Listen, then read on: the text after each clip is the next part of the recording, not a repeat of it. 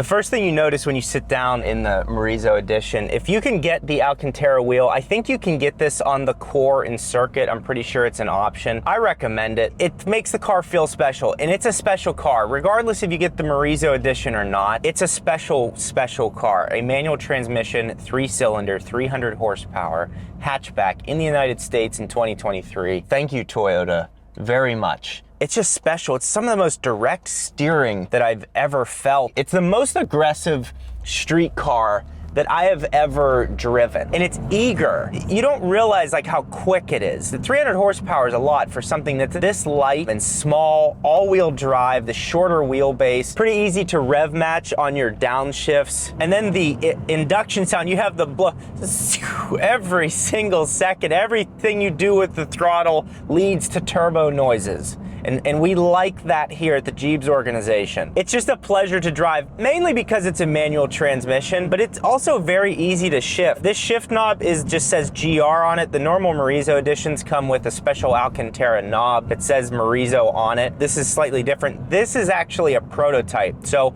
there's only 200 Morizo Editions ever being made, and they're obviously not gonna send that out to people to drive around and make videos on. The interior here, very plain, very basic aircon. To change your drive modes, it's down here. So you have custom, sport, normal, and it does have an eco mode. I'm gonna forget that right now. So we're gonna go to sport.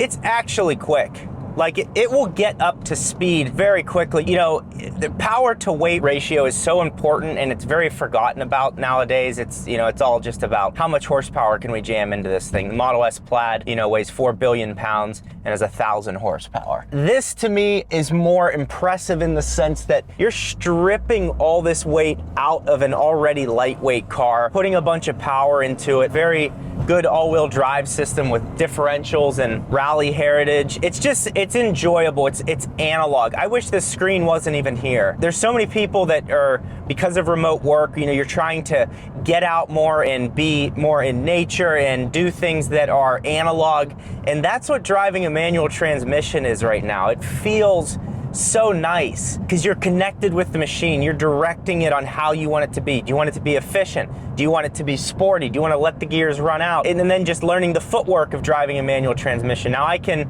rev match on downshifts very well, but heel toe, I'm like a 3 out of 10. I'm a rookie at that still. I just don't have a lot of practice with it. It does have rev matching. You just have to click the IMT button and it will automatically do intelligent manual transmission downshifts for you. Now these tires, they're good and they're bad. They're really good for the racetrack. They're really good for canyon roads, kind of. I just worry about them on the street because if they're not heated up, Supra, I'm not even flooring it there. Like, it's just enjoyable to drive quickly. And it's a useful car. Like, it's nice that the back seats aren't there because now you can store a bunch of stuff back there. This can be your workhorse. This Corolla can be your truck. You have actually a ton of room to put things in. The rear crossbar does take away some of that. You have to go over it or whatever. The tires, like I was saying, if they're not warmed up and it's raining, be careful. I've heard nightmare stories with these tires. You know, it's 50 degrees outside, there's a lot of water on the road. Just be aware,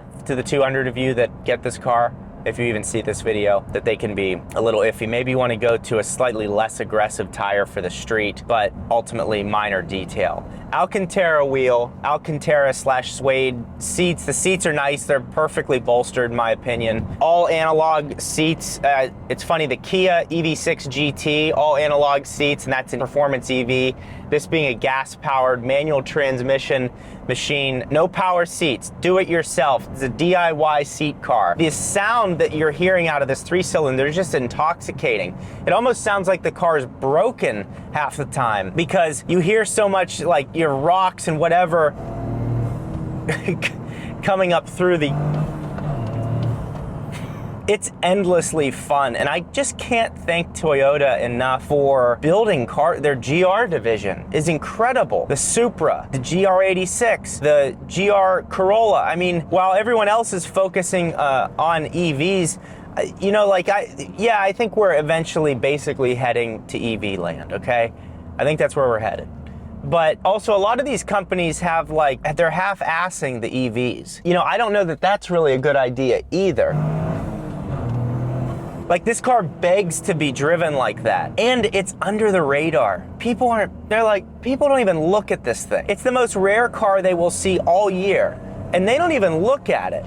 The only place that someone would even know what the hell they're looking at is at a car meet, around enthusiasts or up a canyon road where you see other enthusiasts. It's kind of cool to be flying under the radar, and it is quick. You can get in trouble in this car because it accelerates very quickly and gets up to speed. The power does not really die off. Now, I don't have the air conditioning running or anything like that. It's early in the morning, so you're really able to extract a lot out of this motor right now. It surprised me in how quickly it got up to speed, like on the interstate. I was expecting it to be like fun down low, but it really just pulls, and it almost feels like it has a built transmission, the way that you hear the whining as you're downshifting or shifting up, or just cruising along, just totally focused on the driver. There are different screens here that you can toggle through. I currently have the gear that I'm in right in the center of the tachometer, and then I also have the speed just right in between that. This is a perfect screen for me. It also has a G-force meter, your water temperature, your oil temperature, and your oil pressure. So you have all of those on the left side there. It's just really well thought out for those screens as well. The suspension is like, it's not that bad. It's pretty solid in terms of, it's definitely sporty, but for how low the car sits and how stiff the suspension is, it's doable. Like, on a daily basis, you could do this. Like, you expect it. You know what you're getting into. You don't expect to be comfortable in this thing. Yeah, so the suspension surprised me.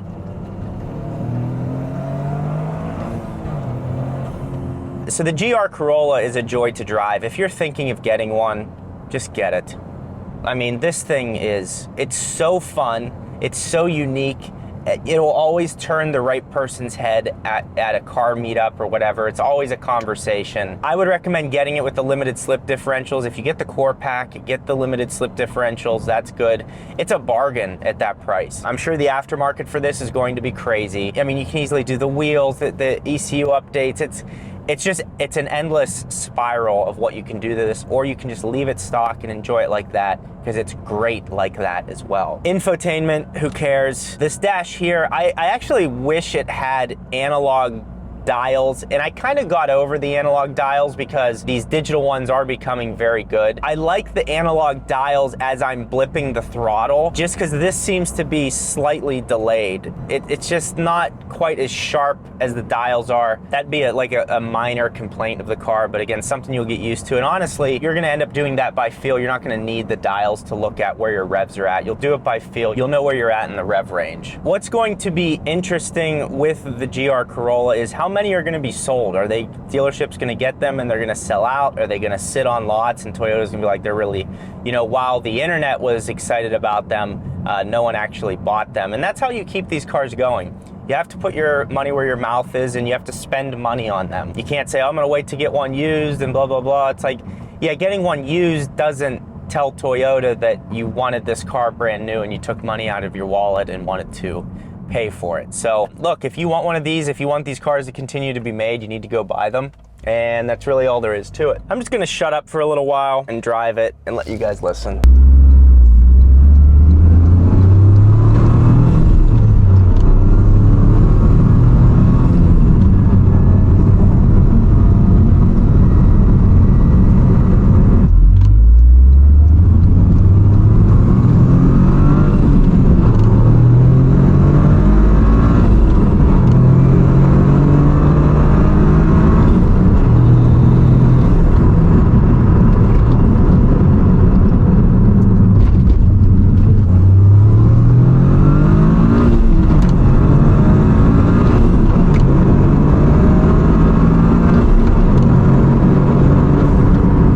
I just can't thank Toyota enough for taking the time to make this car and really deliver on it. The sound of it, the driving experience, it's actually quick. You're actually picking up a lot of speed while driving this thing. It's all-wheel drive. You can drift it. You can play with the differential. You can put 30% of the power in the front, 70% in the rear, or the regular 60-40. 60 in the front, 40 in the rear. It's an enthusiast dream. It truly is. And you know, everyone says the end of the manual, the end of the manual. here we are. We're still alive, baby. And it keeps getting better. The power, the technology, the build quality and reliability of these vehicles is so good. You know, because you get in these cars and there's self-driving and all that stuff, and that's good for certain use cases. I just need some of this in my veins. I've got it.